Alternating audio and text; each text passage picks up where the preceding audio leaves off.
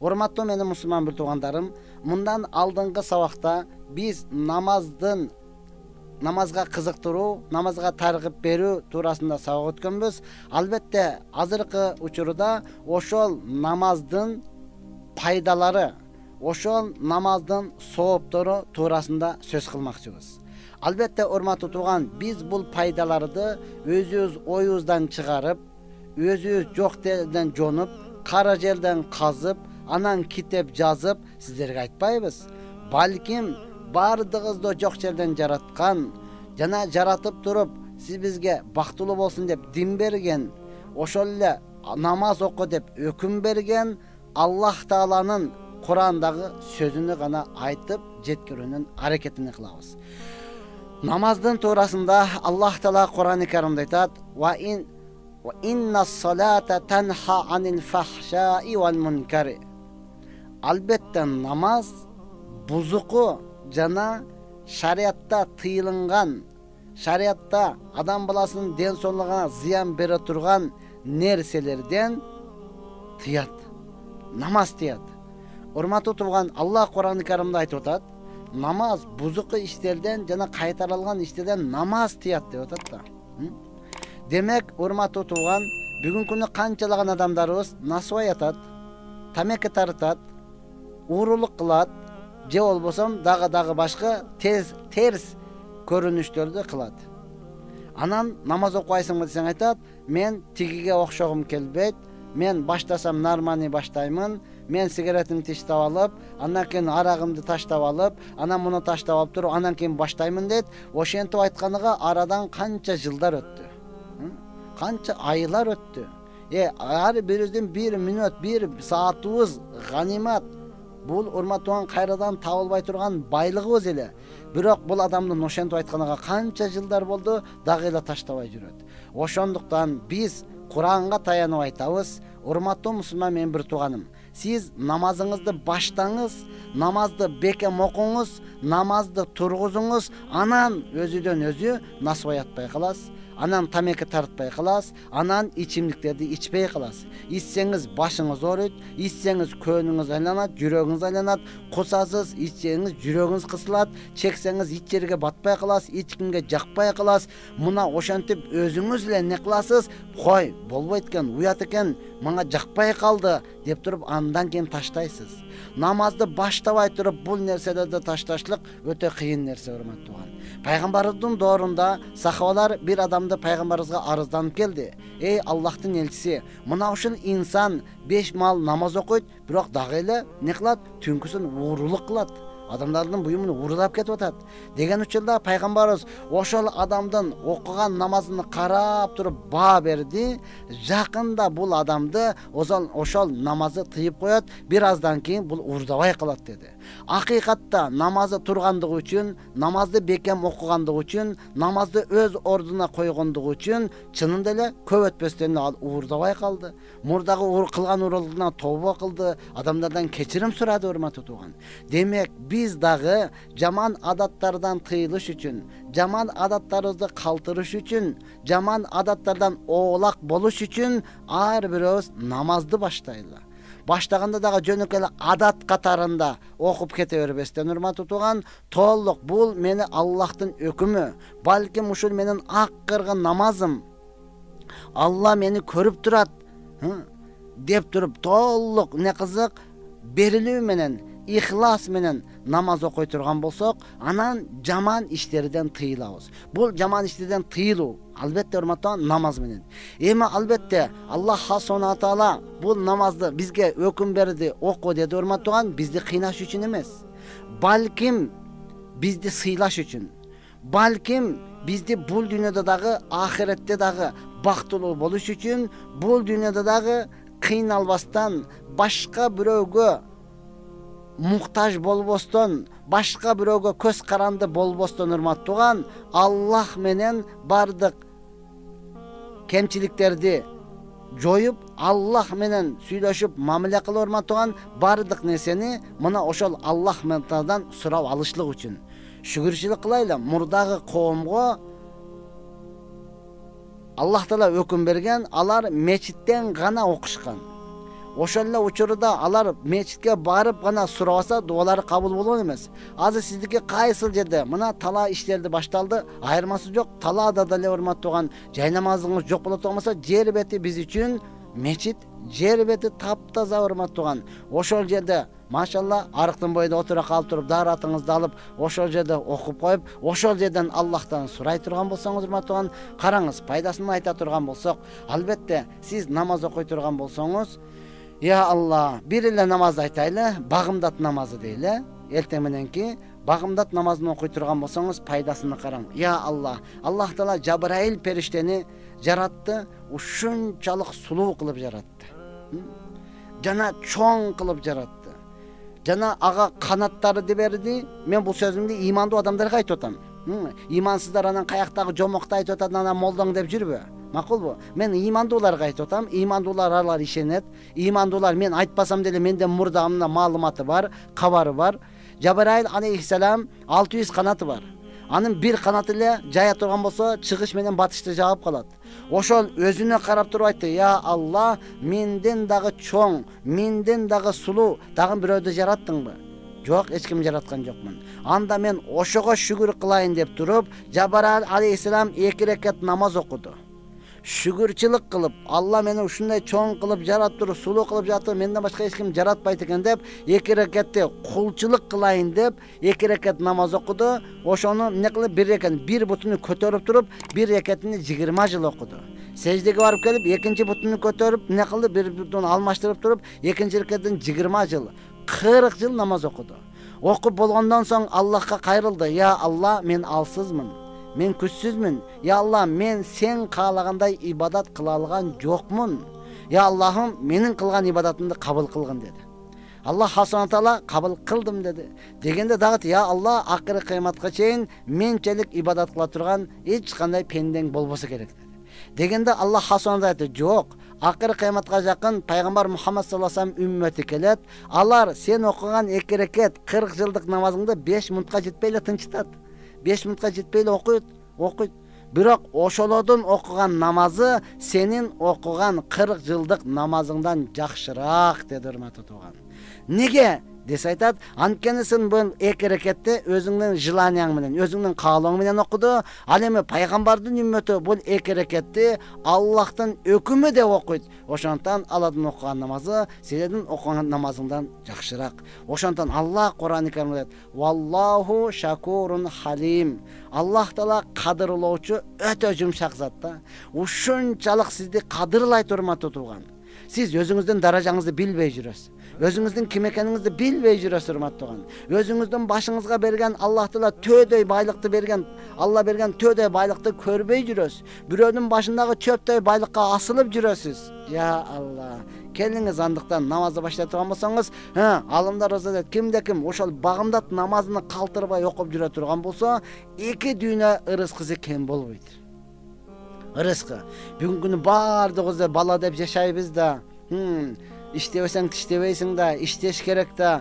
Ырыскы деп эле не кылып атабыз, иштеп эле жүрүп калдык да. Иштеп, ооба, таап атабыз, Кудайга шүгүр. Бирок алхамда бүгүнкү илимибиз бар, бардыгыбыз мен айтпасам деле билебиз. Бирок амалыбыз калбай калды да. Алхамда байлыгыбыз бар, бирок берекеси калбай калды. Кыргызда сөз бар го, кедейди көчкөндө көрү депчи. Мен кедеймин дегенде азыр көчүргөн бир камаз толо жүгү чыгат да. Дагы деле жетпей жатат. Я Алла, бардыгыбызда иманыбыз бар, бирок толук ишеним калбай калды да.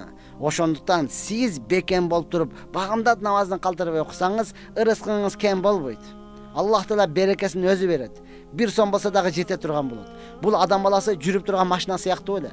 Азыр бир машинаны айдап туруп Бишкекти бүтүндөй айланып чыксаңыз, 500 литр жетпей калды да. Ошол эле маркадагы, ошол эле жылдагы машинаны айдап чыксаңыз, 5 литр жетти.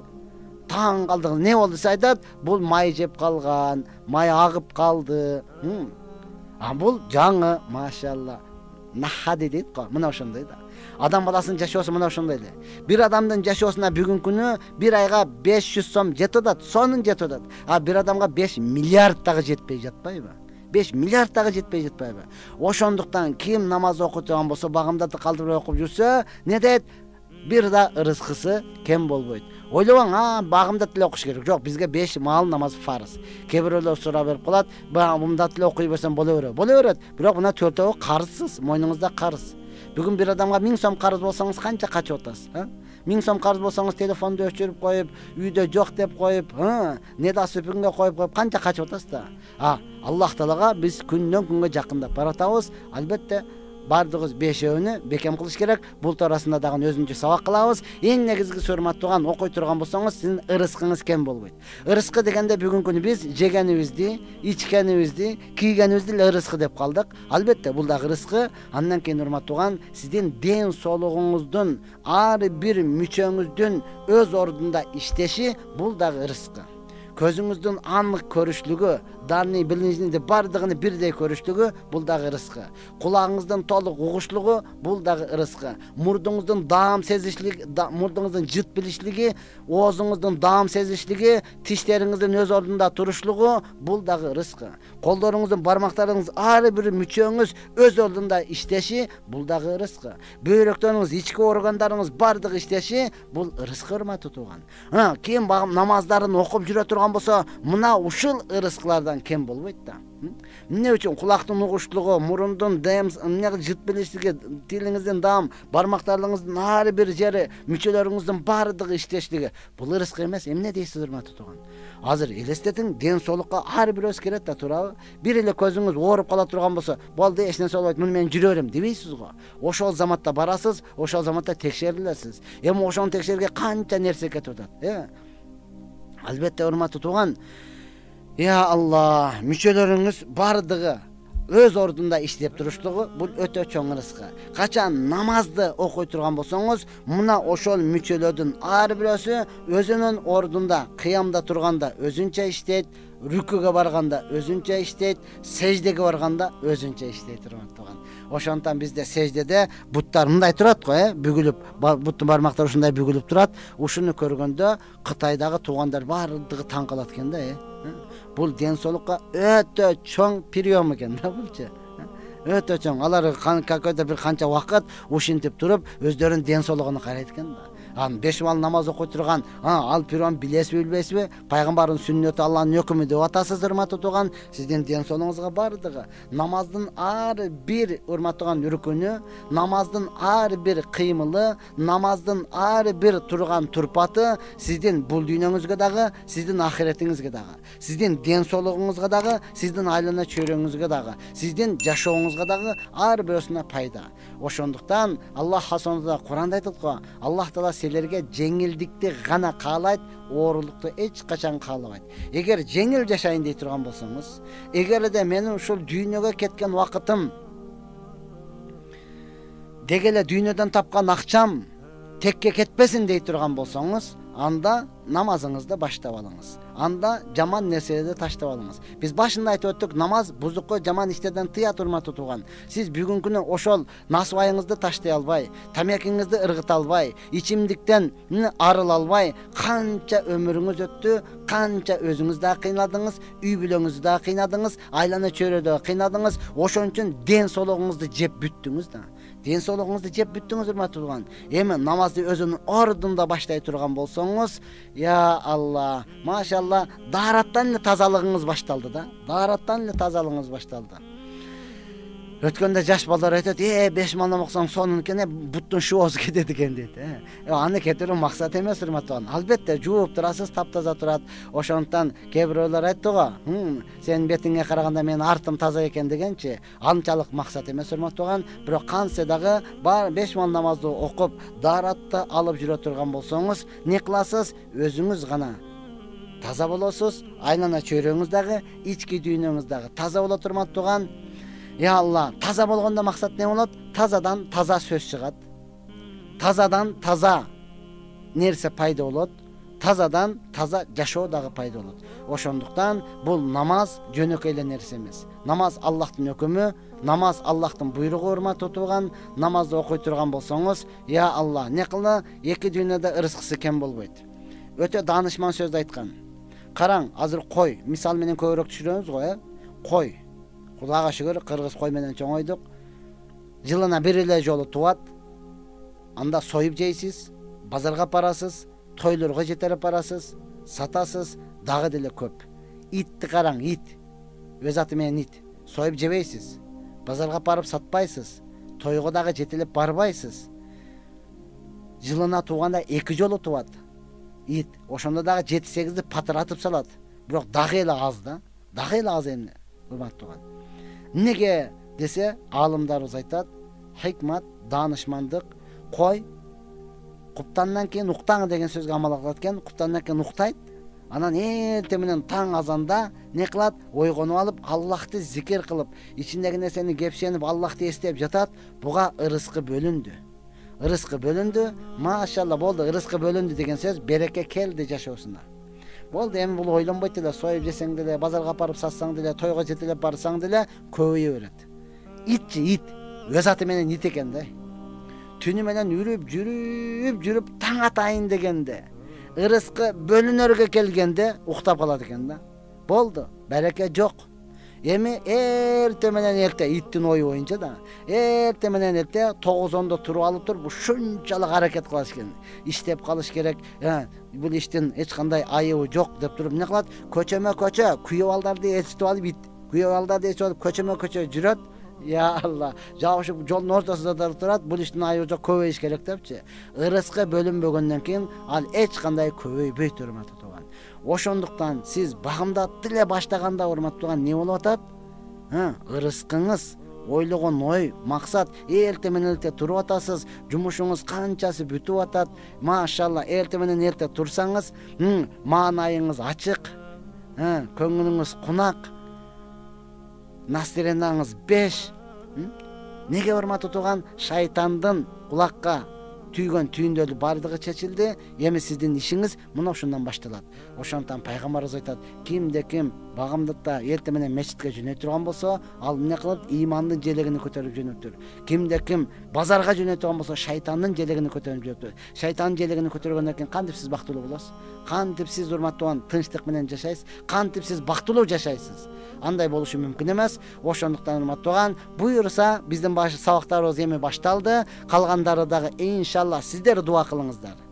Биз аракет кылабыз, урматтуу. Жалпы биз жалгыз өзүбүз эч жака бара албайбыз. Бир адам эч качан эл болбойт, бир тамчы эч качан сел болбойт. Качан бардыгыбыздын башыбыз бирге турган болсо, сиздер дуа кылып талап кыла турган болсоңуздар, Аллах Таала мага мүмкүнчүлүк берген болсо, мына ошол илимимди мен сиздерге айтканга жана сиздер менен бөлүшкөнгө даярмын. Андыктан мен сиздерге айтып билген билимди жеткирип жардам берейин. Сиздер намазды баштап, намазда дуа кылып туруп, мага жардам бериңиздер. Урматтууган, иншалла бул дүйнөдө кандай олтурган болсок, акыр кыяматта дагы Фирдауста дал ошондой олтуруп, бирибиз менен ошол Фирдаус бейишинде маектешкенге, ошол жерде сүйлөшкөнгө, ошол жерде машалла ушундай дуа өттү эле деп олтурганга Аллах Таала бардыгыбызга мүмкүнчүлүк берсин. Ва ахири давана анил хамдулиллахи rabbil alamin. Ассаламу алейкум ва рахматуллахи ва